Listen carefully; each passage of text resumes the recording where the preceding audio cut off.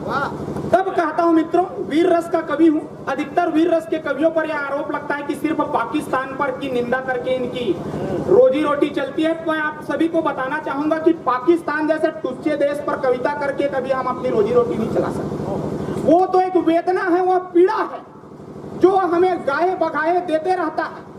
इसलिए हमें उस टुच्चे देश पर कविता लिखने की आवश्यकता पड़ती है। मित्रों, एक घटना होती है, पूरे जितने भी आप सभी व्हाट्सएप चलाते हैं, आप सभी को मालूम होगा, चुनाव करा कर आ रहे हैं हमारे देशभक्त सैनिक, उन पर चांटा मारा जाता है। वह चांटा क्या सिर्फ उस देशभक्तों पर था? नहीं, वह चांटा पूरे हिंदुस्तान के गाल पर तमाचा था। रात भर सो नहीं पाया। तब एक 4 पंक्तियों ने जन्म लिया। पंक्तियां रखता हूं और उस मोदी सरकार से निवेदन करता हूं, अगर आप सभी को लगे कि वो निवेदन सिर्फ सुनील शर्मा का निवेदन नहीं, सिलहाटी का भी निवेदन है, तालियां बजाकर मुझे आशीर्वाद दीजिएगा कि भारतीय निराशे आज लाडलों का हस्र देख, सेना के जवान यहाँ लात जूते खा रहे हैं। भारतीय निराशे आज लाडलों का हस्र देख, सेना के जवान यहाँ लात जूते खा रहे। और हाथ है बंदूक पर, तंत्र ने है बांधे हाथ, सिंह के सम्मुख देखो स्वान गरिया रहे। और देश आज मांगता है खोया हुआ स्वाभिमान, देश आज मांगता है खोया हुआ स्वाभिमान।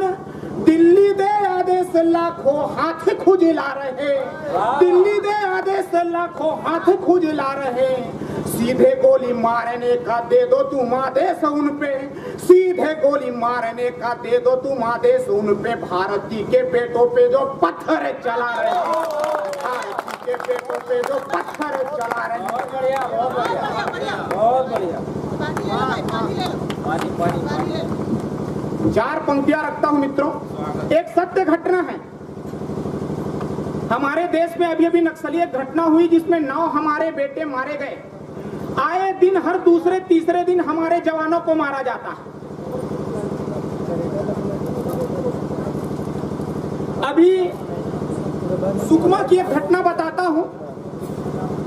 वादा किया था तूने जो उसको निभाया है, दुश्मन के हर वार को सीने में खाया है। गम है तुझे खोने का पर ये गर्व भी मुझको, पर ये गर्व भी मुझको।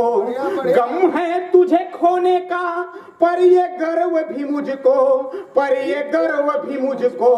बेटे तूने मेरे दूध का कर्जा चुकाया है, बेटे तूने मेरे दूध का कर्जा चुकाया है। ये होता है छत्तीसगढ़ यहाँ की माए।